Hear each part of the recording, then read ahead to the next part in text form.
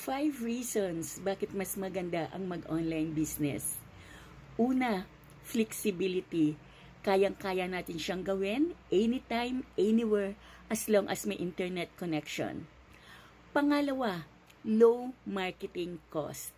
Wala po tayong intindihing renta or ano pang mga babayaran kagaya ng sa traditional business. Pangatlo, cheaper startup capital. Hindi natin kailangang mamuhunan ng malaki.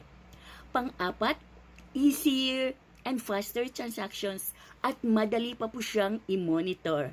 And panglima, pandemic proof.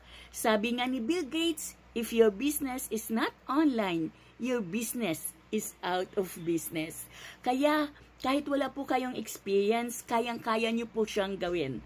Tara na, magnegosyo na tayo online. PM me at i-assess ko po kayo.